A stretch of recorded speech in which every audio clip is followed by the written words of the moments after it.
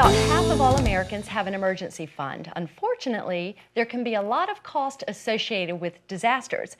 Here to give some advice on how to prepare for some of the added expenses associated with disasters is Chris Anuswith, Vice President of Risk Management at ABNB Federal Credit Union. Welcome to the show. Thank you. Now, how important is it to be financially prepared for a disaster?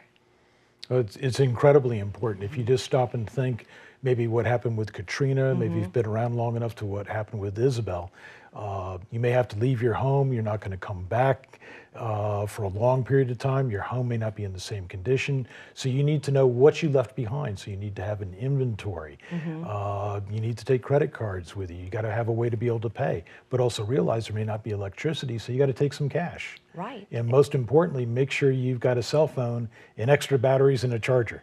Absolutely, and we're always telling people, make sure you have your hurricane preparedness kit and bring your flashlights and all of that. But financially, you need to be prepared as well because you may not be able to use your credit card. Should you have cash on hand?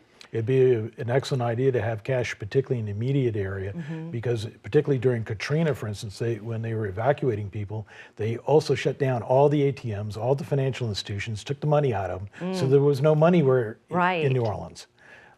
And you had to go a good distance to be able to find it. So, you know, depending upon the severity of it, you're going to need enough money to be able to get you maybe 100, 500 miles away. Right, and you may be looking at lodging, gas, food, medical expenses even. Yes. Now, should someone have flood insurance if they're not officially in a flood zone? Well, if you are in a flood zone, you are required to have it. If you're not, you really need to take a look around and see what's around you. It could be a creek, it could be a storm drain. Storm drains can back up and flood. Your homeowner's policy does not cover flood damage of any sort. So, and about 20% of the claims that FEMA gets on flood insurance are actually in the low-risk areas. Really? So there's a good chance that you could be. And given that sea levels are rising, we seem to, at least this summer, seem to have more flooding we've had, it's a very good idea to consider it. But you have to consider it, say, before hurricane season. Exactly. So the key is being prepared, that the potential is there to have flooding where you may have not had it before. And we saw that recently as we were talking about. And more you're seeing. And if it's not required, it's much less expensive than if it is. Okay, that's true. So, and it is regulated, I believe it is regulated. It is regulated on that, and FEMA on their website has information that where anyone can go and get more information. Okay, better to be safe than sorry. Absolutely. I would think so. Now, in the event of a disaster, we talked about having cash on hand, but how much would you recommend that somebody have on hand? Cash, because it just depends on how much you...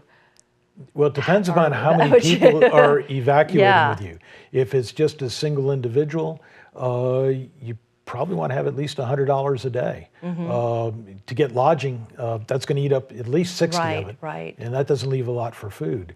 I would almost, put it at $100 per person that's in whatever vehicle you're evacuating in. That makes sense. And I know you were talking about a network of the credit union has that say you do have to go someplace out of town? Yeah, if you go out of town, unique to credit unions, we have what are called it's called shared branching. It's about 5,000 locations around the country. If your credit union is a member of it, you can go to find a shared branch on an app that's should be on your phone, by the way, and you can make a withdrawal, you can make a deposit, do almost anything you could back at your own credit union. It was of tremendous benefit to the people as they were recovering after Katrina, for instance.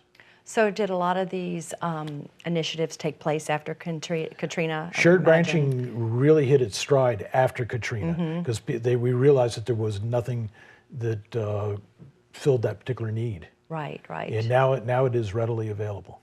And we live in a world of electronics, so now is a good time to get familiar with that before an event happens. Absolutely, and by that, if your financial institution has an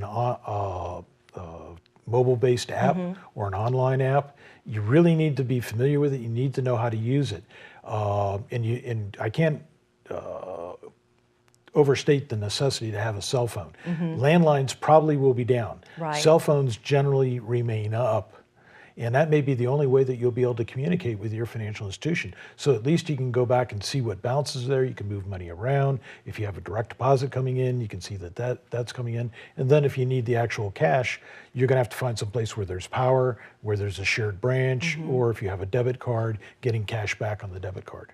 And it's probably a good idea too to have, you won't have electricity sometimes to plug it in, to have like an additional battery to keep that charge. Yeah, to keep that charge going. Have a charger so while you're traveling you can charge the phone in your car. Definitely.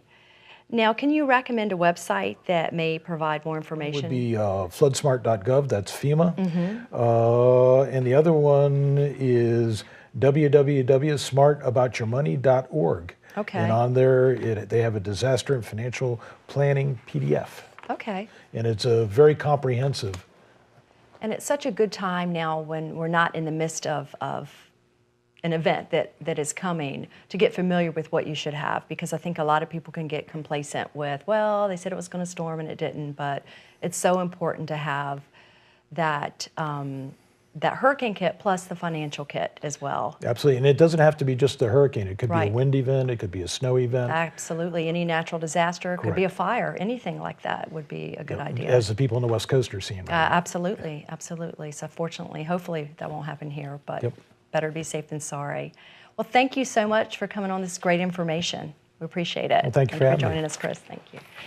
We have to take a quick break, but up next, we will talk to Yvette Smith, Chief Special Programs Crisis and Emergency Management Coordinator with Chesapeake Human Services. Please stay with us.